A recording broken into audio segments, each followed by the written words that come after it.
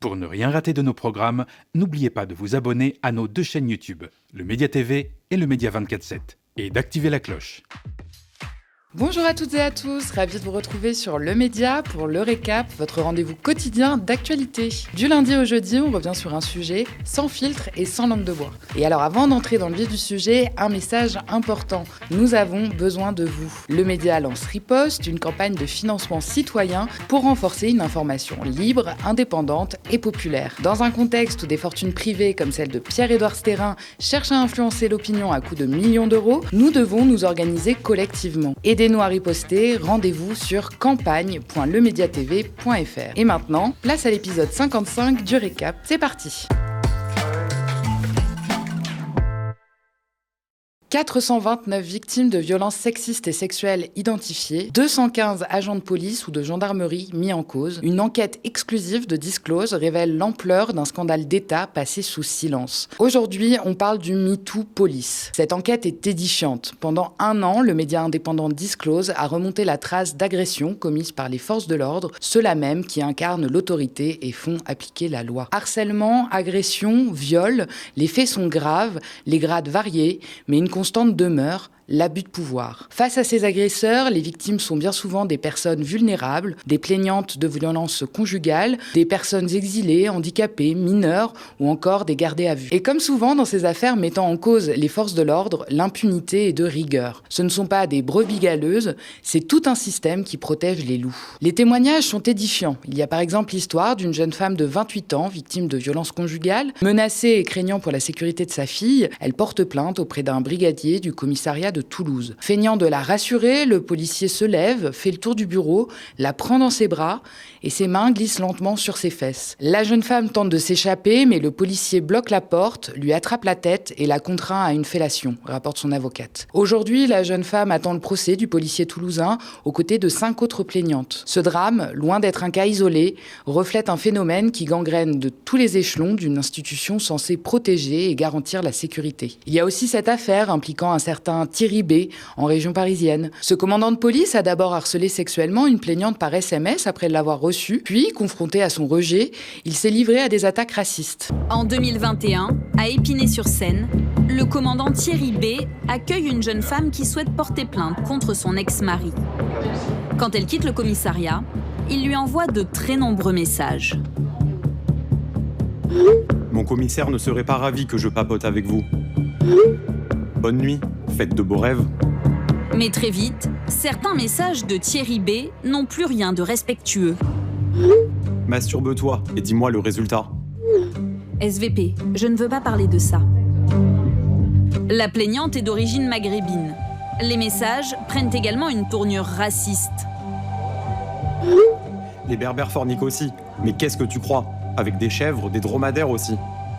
En 2022, ce commandant a écopé de 6 mois de prison avec sursis. Pourtant, il n'a jamais été radié de la police. Sa seule sanction disciplinaire, une sanction de 12 mois, dont 10 avec sursis, suivie d'une mutation au commissariat de Montreuil en Seine-Saint-Denis. Pire encore, sa condamnation n'apparaît ni sur son casier judiciaire, ni dans le fichier des auteurs d'infractions sexuelles. Selon Disclose, 21% des fonctionnaires signalés ou condamnés pour des faits sexuels récidivent. À l'école de police de Toulouse, un policier formateur a agressé et harcelé sexuellement 24 femmes, stagiaires pour la plupart, en une seule année. Les femmes des unités de police ou de gendarmerie représentent la moitié des victimes recensées par l'enquête de Disclose. On écoute le témoignage de l'ancienne policière et auteure du livre Omerta, Siem Souid, sur RMC. En 2011 déjà, elle faisait part de l'ambiance qui régnait dans les commissariats. La police. Oui, mais le sexisme, il existe et il y a beaucoup de machos dans la police et il y a beaucoup de femmes qui souffrent et qui... Mais elles souffrent comment et comment vous l'avez ressenti ou subi C'est des réflexions, de manière... des réflexions, ça c'est toute la journée, hein, Toute mais la après journée. sur des blagues et tout ça, alors là on en a à tire larigot, après qu'on supporte pas. Mais c'est de la camaraderie. Oui, mais bon, il y a des limites à tout et il y a des limites à tout. J'ai le sens de l'humour pourtant et je suis contre. Donc c'est lourd quoi en fait. Oui, des grosses c'est Non, lourd. non, mais attendez, parce que vous disiez, il y a des gestes aussi déplacés, il y a des... Ah oui, il y en a. Oui, c'est connu. En tout cas, il y a eu même des viols entre collègues.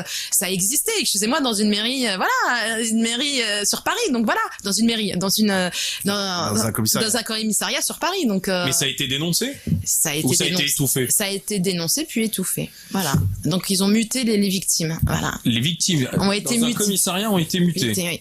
En 2022, notre collègue Nadia Sweeney avait suivi le procès pour politis d'un brigadier accusé par 4 de ses collègues féminines de harcèlement sexuel et moral. Malgré des témoignages accablants et des expertises attestant de leur souffrance, la hiérarchie policière n'a pris qu'une sanction minimale. Un simple blâme. Jonathan, elle, a continué à travailler aux côtés de ses accusatrices pendant l'enquête. La magistrate s'en était d'ailleurs émue. Un seul mot d'ordre, pas de vague. Lors du procès, l'ambiance du commissariat a été décrite comme viriliste, sexiste et opaque, où l'humour graveleux masque des pratiques abusives. Malgré des faits passibles de 3 ans de prison, le parquet n'a requis que 5 mois de prison avec sursis, non inscrit au casier judiciaire, influencé par la clémence d'une sanction administrative. Un traitement qui illustre l'emprise de la hiérarchie et l'impunité persistante dans les forces de l'ordre, même en cas de violences sexistes. Quel que soit leur grade ou leur fonction, tous les policiers et gendarmes mis en cause dans l'enquête de Disclose ont un point commun. Ils ont tous détourné les moyens de la police pour commettre des violences sexuelles. Ils ont utilisé les fichiers internes pour récupérer des coordonnées, simuler des perquisitions, jouer de leur statut pour imposer le silence et parfois même utiliser leur arme de service pour menacer leurs victimes. L'ampleur du phénomène ne semble pas alerter au plus haut sommet de l'État. Aucune mesure sérieuse n'a été prise, ni circulaire, ni note interne, ni mention dans le Code de la sécurité intérieure. Sans règle claire ni volonté politique, les sanctions contre les agresseurs sexuels dans la police et la gendarmerie restent à la discrétion du commandement, ouvrant la porte à une impunité quasi systématique. Depuis 2021, seulement 18 policiers ont été sanctionnés pour violences sexuelles, dont 10 expulsés ou mis à la retraite, les autres se contentant de sanctions légères. Côté gendarmerie, en 2023, seulement 3 radiations pour 46 sanctions, le reste se limitant à des blâmes ou de courtes exclusions. La défenseure des droits reçoit de plus en plus de plaintes de femmes victimes de harcèlement sexuel dans les forces de sécurité, que ce soit la police, l'armée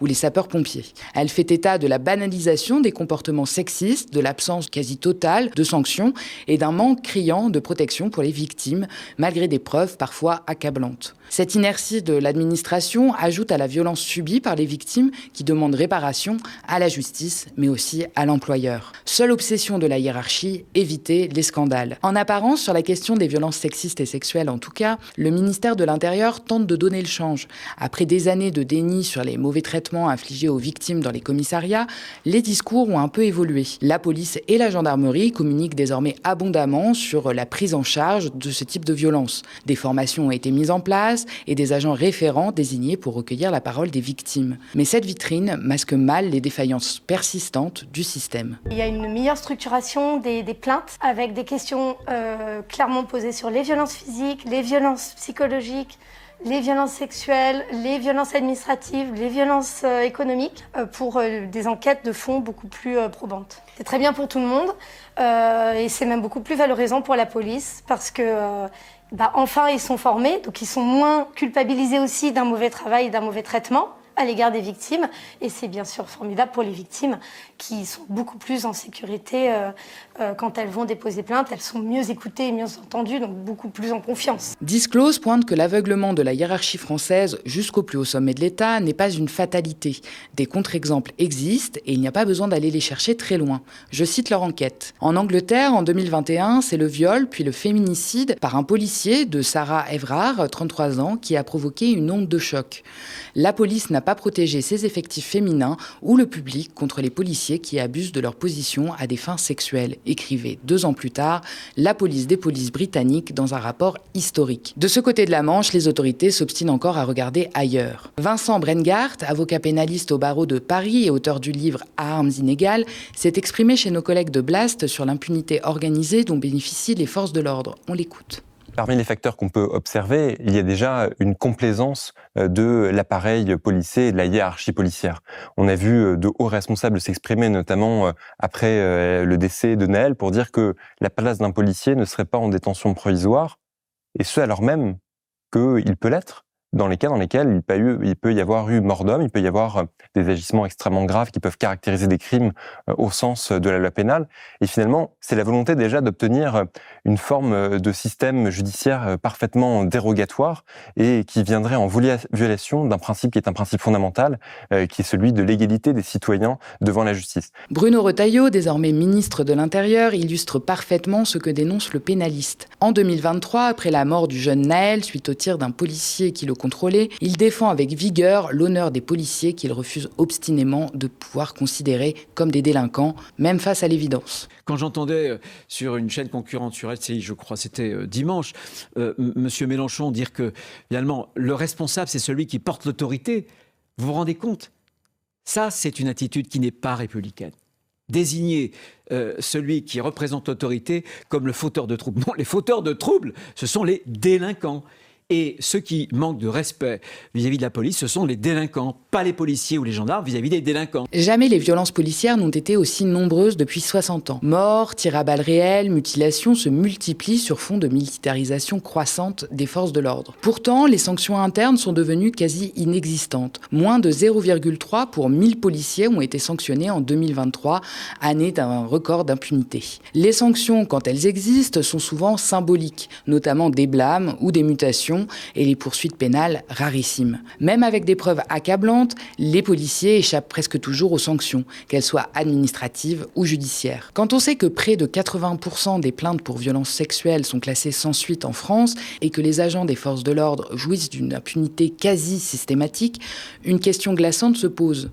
Que reste-t-il aux victimes ? Ce que révèle l'enquête de Disclose, ce ne sont pas des cas isolés ou des dysfonctionnements ponctuels. C'est une violence systémique, couverte et entretenue par un État qui s'en rend complice. Car il ne s'agit pas simplement de laxisme ou de négligence. Si les policiers et gendarmes mis en cause, pour tout type de violence d'ailleurs, sont aussi rarement sanctionnés, c'est parce que l'impunité est organisée et protégée au plus haut sommet de l'État. L'État sait, et pourtant il choisit de ne pas agir. Parce qu'il a besoin de ses forces de l'ordre, plus que jamais. Parce que dans les rues, face aux révoltes sociales, face aux quartiers populaires, face aux mouvements féministes ou écologistes, ce sont les mêmes forces de l'ordre qui sont envoyées pour mater, frapper, intimider, bref, faire le sale boulot. Elles sont le bras armé d'un pouvoir qui redoute plus que jamais toute forme de contestation. Et pour que ce bras reste docile, pour qu'il obéisse sans trop poser de questions, on l'autorise à frapper et à violer visiblement, sans conséquence. Quand la justice recule, quand les sanctions internes disparaissent, quand les hiérarchies couvrent, ce n'est pas un oubli, c'est un choix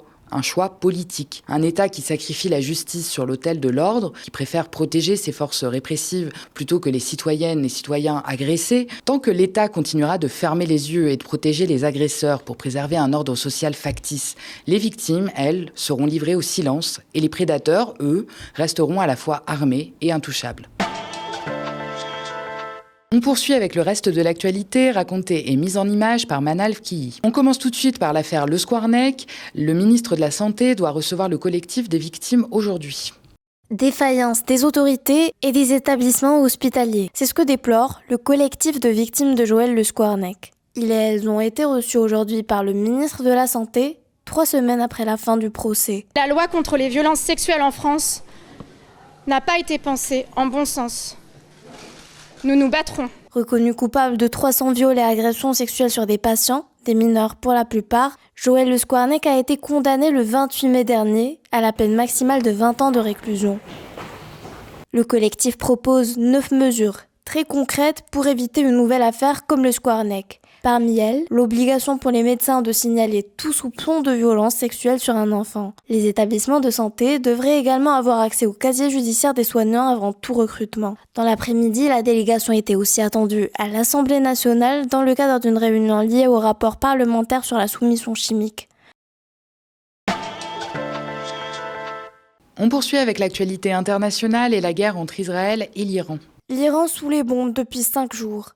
À Téhéran, les frappes israéliennes sont puissantes et régulières, et l'État hébreu continue de cibler l'arsenal iranien. Israël, qui a initié les tirs, tient pour responsable l'ayatollah Ali Khamenei et dit vouloir l'éliminer. La nation iranienne s'oppose fermement à une guerre imposée, tout comme elle s'opposera fermement à une paix imposée.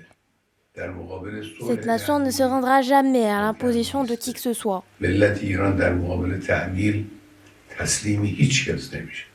L'ayatollah Ali Khamenei, guide suprême d'Iran depuis 1989, a mis en garde les États-Unis contre les dommages irréparables en retour si Trump venait à intervenir. Les spéculations s'intensifient sur une éventuelle participation directe des États-Unis à la guerre. Selon des sources proches du président, il garderait toutes les options sur la table. Et on termine avec un point sur la marche pour Gaza. Les marcheurs sont revenus hier à l'aéroport d'Orly et ont notamment pu témoigner du comportement des autorités égyptiennes. Violemment refoulés par la police égyptienne. Hier soir, ils étaient une dizaine de marcheurs français à atterrir à l'aéroport d'Orly. Ils avaient rejoint le Caire pour participer à la marche internationale et pacifique pour Gaza, prévue le 12 juin dernier. Pour la plupart, ils n'ont finalement pas pu franchir les douanes. Parmi les participants, Catherine Le Scolin, médecin et porte-parole française de la marche. Ils descendaient dans les hôtels, ils arrêtaient tout le monde et puis ils les remettaient dans les avions. Ils ont arrêté aussi des gens aux aéroports. Donc à peine sortis de l'avion, on les mettait de côté puis on les renvoyait. Moi j'ai entendu témoigner d'horreurs qui se passaient là-bas et je trouve qu'on ne peut pas rester insensible. Donc on s'est dit on va faire une marche, la marche pour la vie. La marche de 48 km avait pour ligne d'arrivée la bande de Gaza avec comme objectif de lever le blocus total israélien. Les participants encore présents en Égypte essayent désormais d'obtenir la libération des personnes qui ont été emprisonnées. Merci d'avoir regardé cette nouvelle édition du Récap. N'hésitez pas à nous laisser vos impressions en commentaire si vous nous regardez sur YouTube ou via email si vous nous regardez à la télé. Et n'oubliez pas, les milliardaires financent la haine. Le média lance Riposte, une campagne de financement citoyenne pour riposter sur les réseaux sociaux et sur la TNT francilienne. Parlez-en autour de vous et rejoignez la lutte sur campagne.lemediatv.fr. Et tant qu'on y est, abonnez-vous aussi à nos 2 chaînes YouTube, le Média TV et le Média 24/7, pour ne rien rater de nos nouveaux programmes. Très bonne soirée sur le Média.